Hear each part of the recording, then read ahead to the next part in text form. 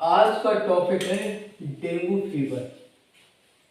Dengue fever को कौन कौन से नामों से जानते हैं और डेंगू फीवर क्यों होता है, हम पूरी जानकारी देते हैं।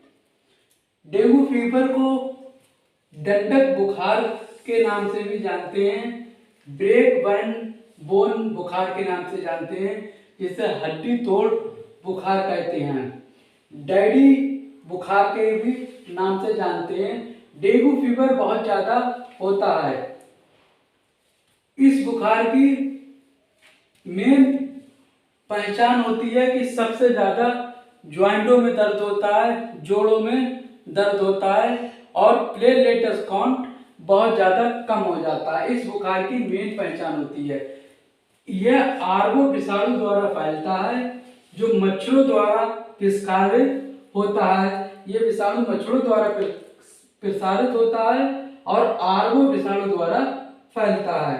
इसका मुख्य लक्षण है डेंगू फीवर का सिर में दर्द, पेशियों तथा जोड़ों में दर्द, बहुत अधिक कमजोरी होना, घुटनों में दर्द होना तथा प्लेटलेट्स काउंट का कम होना इस बुखार की मुख्य विशेषता होती है।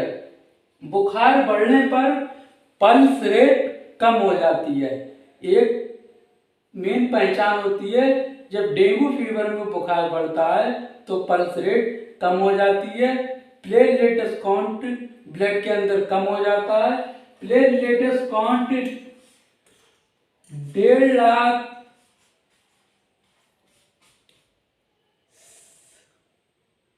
से 4 लाख तक होना चाहिए।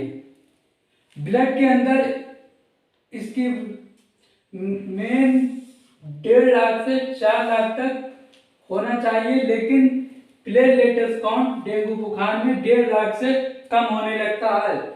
जब ब्लड के अंदर प्लेटलेट्स काउंट बहुत कम हो जाता है तो पेशेंट को एडमिट करना पड़ता है और डिहाइड्रेशन भी होने लगता है। तो दोस्तों, आइए जानते हैं कि डेंगू फीवर में कौन कौन सी दवाएं दी जाती हैं।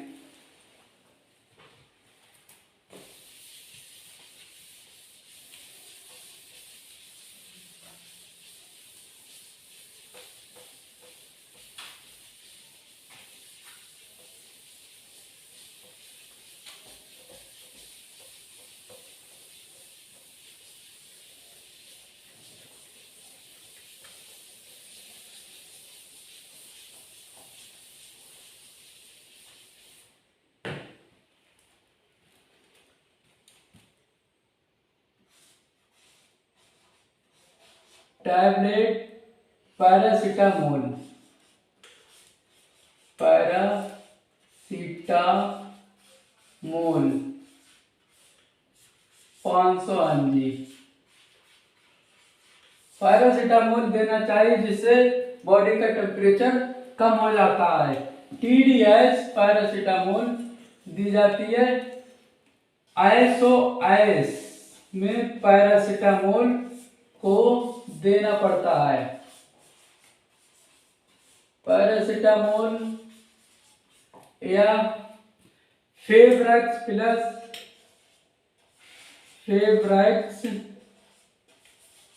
प्लस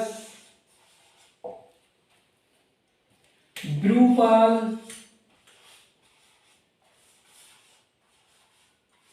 ऐसी बहुत सारी टैबलेट आती हैं जो टेम्परेचर को कम कर देती हैं और फीवर को नॉर्मल कर देती हैं।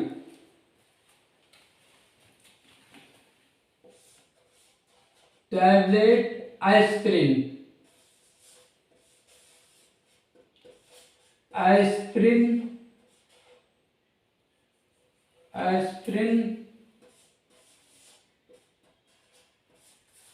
डिस्प्रिन डेंगू फीवर में कभी नहीं देना चाहिए। एस्पिरिन और डिस्प्रिन ब्लड को पतला कर देती है, जिसकी वजह से ब्लीडिंग बहुत जल्दी होने लगती है। इसलिए एस्पिरिन और डिस्प्रिन को डेंगू फीवर में कभी नहीं देना चाहिए। डेंगू फीवर जब बहुत ज़्यादा बढ़ जाता है तो कहीं से भी ब्लीडिंग हो सकती है क्योंकि प्लेटलेट्स काउंट कम हो जाता है और ब्लड बहुत ज़्यादा पतला हो जाता है। तो vomiting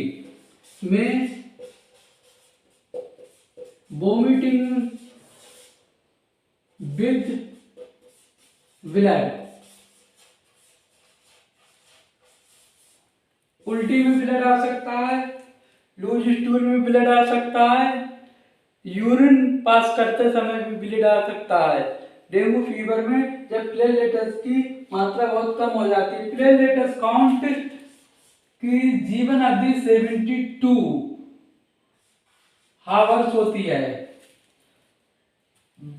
platelet RBC platelets count की जो जीवन अवधि होती है वो 72 होती है। इसलिए प्लेटलेट्स काउंट को बढ़ाने के लिए टैबलेट कैरीपिल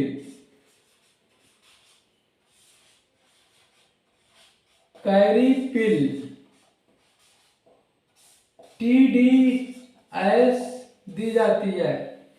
जब कोई भी दवा डेंगू फीवर में काम नहीं करती है तो पेशेंट को हॉस्पिटल में एडमिट करना पड़ता है और इंजेक्शन मोनोसेफ, एसिलॉव गैस के लिए और उल्टी के लिए पेरिनोर्मिया ओंडेनसेट्रॉन और फ्लूइड की पूर्ति के लिए DNS की बोतल लगाना पड़ती है।